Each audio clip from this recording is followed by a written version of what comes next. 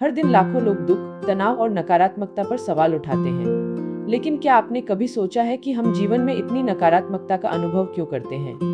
नकारात्मकता दो तरह से हम में प्रवेश करती है। पहला भीतर से, हमारे अपने अनुभवों से, एक नुकसान, एक विफलता, एक टूटा हुआ रिश्ता, ऐसे पल जो हमारे आंतरिक संतुलन को हिला देते हैं। दूसरा हमारे आसपास से, हम एक अति जुड़े हुए दुनिया में रहते हैं। हम हर दर्द, हर नकारात्मक भावना को अवशोषित करते हैं, भले ही वह हमारी अपनी न हो। और जब दोनों व्यक्तिगत और सामूहिक नकारात्मकता एक साथ प्रहार करते हैं तो यह भारी हो जाता है। जब हम तनावपूर्ण स्थिति में होते हैं तो हमारे दिमाग में एक तरह की सीमा बन जाती है, स्थान और समय दोनों में।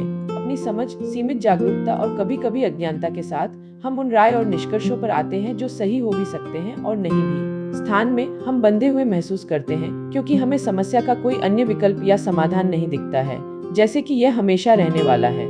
समय में हम बंधे हुए महसूस करते हैं क्योंकि हमें विश्वास नहीं है कि यह समय के साथ हल हो जाएगा, भले ही समय स्वयं कोई समाधान प्रदान न करे। इस तरह यह सीमा हमें एक बहुत ही कठिन स्थिति में ले जाती है और धीरे धीरे हम खुद को डिस्कनेक्ट करना शुरू कर देते हैं।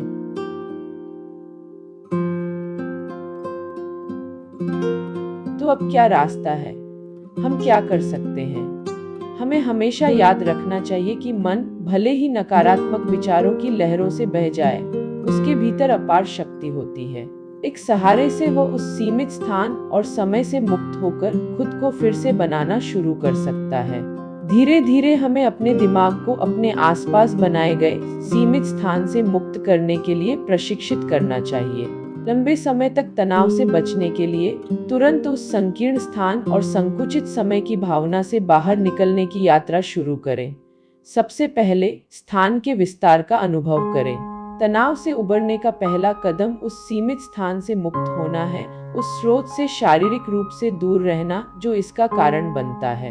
एक नए वातावरण में जाएं, लंबी सैर करें और अपने दिमाग को ताजगी और खुलेपन का अनुभव करने दें। दूसरा, समय के विस्तार का अनुभव करें। समस्याओं को हल करने की जल्दबाजी न करें, क्योंकि बिना समाधान के कोई भी प्रयास फिर से हमारे दिमाग को घेर लेगा।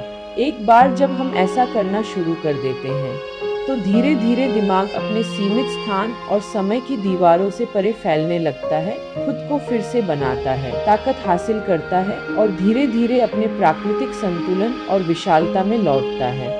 कई लोगों ने इसका अनुभव किया है और आप भी इसका अनुभव कर सकते हैं। बस विश्वास की जरूरत है, खुद पर विश्वास, उस नरम शक्ति पर विश्वास जो मन को चलाती है और सभी अस्तित्व को बनाए रखती है। यह चेतना की शक्ति है, आध्यात्मिक धारा जो हमारे ऊपर और हमारे माध्यम से बहती है। विशाल एकीकृत शक्ति जो सब कुछ सहजता से, अनायास और पूरी तरह से चलाती है।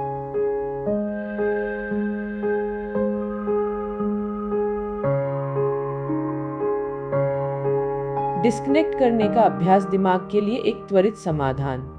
डिजिटल शोर से दूर रहें, एक दिन के लिए भी। पैटर्न तोड़ें, मौन को अपनी जागरूकता को रीसेट करने दें। भी कभी इस अति जुड़े हुए दुनिया में संतुलन को फिर से हासिल करने का एकमात्र तरीका ब्रेक है। चेतना के माध्यम से अपने आप से और जीवन से फिर से जुड़ें।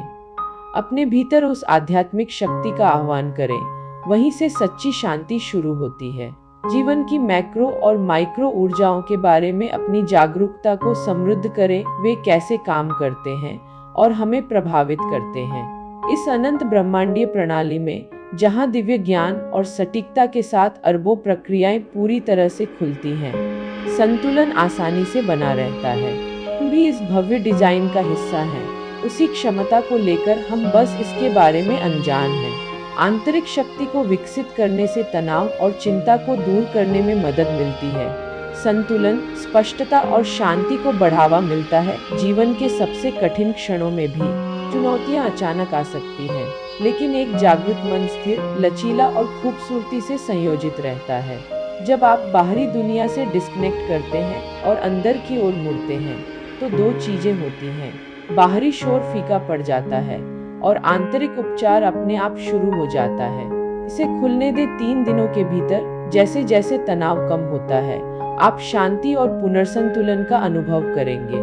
मानो, अभ्यास करो और अपने लिए अनुभव करो। 1 सप्ताह के भीतर यह प्रतिबिंब मेरे अपने अनुभव और मेरे आध्यात्मिक गुरु गुरुजी ऋषिकेश के साधना संघ आश्रम के प्रत्यक्ष मार्गदर्शन से आया है।